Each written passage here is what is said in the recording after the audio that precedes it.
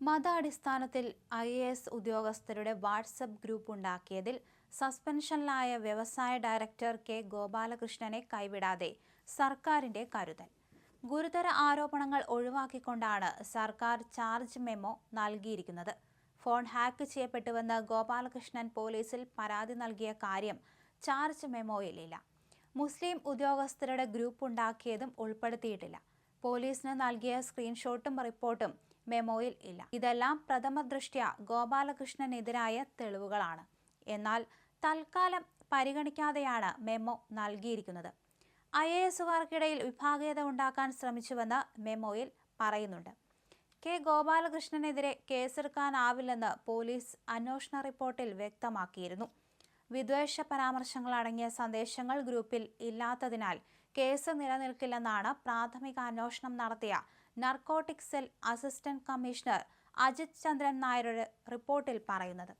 സ്വന്തം phone reset ചെയ്ത വിവരങ്ങളെല്ലാം ഗോപാലകൃഷ്ണൻ നീക്കിയതിനാൽ ഗ്രൂപ്പ് ഉണ്ടാക്കിയത് അദ്ദേഹം തന്നെയാണെന്ന് തെളിയിക്കാനാകാത്തതും വെല്ലുവിളിയാണ്.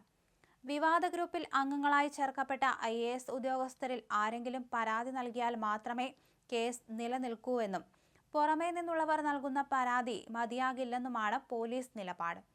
മതാടിസ്ഥാനത്തിൽ ഗ്രൂപ്പുണ്ടാക്കിയത് ഗോപാലകൃഷ്ണൻ തന്നെയെന്ന് അദ്ദേഹത്തെ സസ്പെൻഡ് ചെയ്തുള്ള ഉത്തരവിൽ ചീഫ് സെക്രട്ടറി രേഖപ്പെടുത്തിയ കുറ്റത്തിലാണ് തെളിവും പരാതിയുമില്ലെന്ന കാരണത്താൽ കേസ് ഒഴിവാക്കുന്നത്. IAS ഉദ്യോഗസ്ഥരിൽ വേർതിരിവുണ്ടാക്കാനും ഐക്യം തകർക്കാനുമാണ് ഗോപാലകൃഷ്ണൻ ഗ്രൂപ്പ് ഉണ്ടാക്കിയതെന്ന് ചീഫ് സെക്രട്ടറിയുടെ സസ്പെൻഷൻ ഉത്തരവിലുണ്ടായിരുന്നു. തന്റെ ഫോൺ ഹാക്ക് ചെയ്താണ് ഗ്രൂപ്പ് ഉണ്ടാക്കിയതെന്ന ഗോപാലകൃഷ്ണന്റെ പരാതി വ്യാജമാണെന്ന് പോലീസ് കണ്ടെത്തിയിരുന്നു. വ്യാജ പരാതി 6 മാസം വരെ തടവ് ലഭിക്കാവുന്ന കുറ്റമാണ്. ഫോറൻസിക് പരിശോധനയ്ക്ക് ഫോൺ നൽകിയത് 3 വട്ടം ഫോർമാറ്റ് ചെയ്ത് വിവരങ്ങളെല്ലാം മായ്ച്ച ശേഷമായിരുന്നു. ഇത് തെളിവ് നശിപ്പിക്കലാണ്. ഇതിലൊന്നും കുറ്റാരോപണ മെമ്മോയിൽ വിശദീകരണം ആവശ്യപ്പെട്ടിട്ടില്ല. ഗോപാലകൃഷ്ണനെതിരെ കേസെടുക്കേണ്ടെന്നാണ് പോലീസിന്റെയും നിലപാട്. ആരോപണങ്ങൾ നിസ്സാരമെന്ന് വരുത്തി നടപടി സസ്പെൻഷനിൽ ഒതുക്കാനാണ് നീക്കം.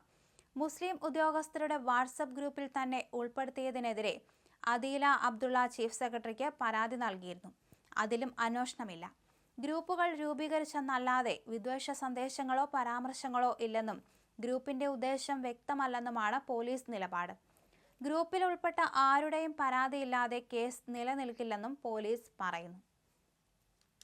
IAS ഉദ്യോഗസ്ഥരെ മതാടിസ്ഥാനത്തിൽ വേർതിരിച്ചുണ്ടാക്കിയ വാട്സപ്പ് ഗ്രൂപ്പ് ഭിന്നിപ്പുണ്ടാക്കാനും ഐക്യം തകർക്കാനും മതസ്പർദ്ധ വളർത്താനും വഴിയൊരുക്കുമെന്ന് ജില്ലാ ഗവൺമെന്റ് പ്ലീഡർ പോലീസിന് നൽകിയ നിയമോപദേശത്തിൽ വ്യക്തമാക്കിയിരുന്നു.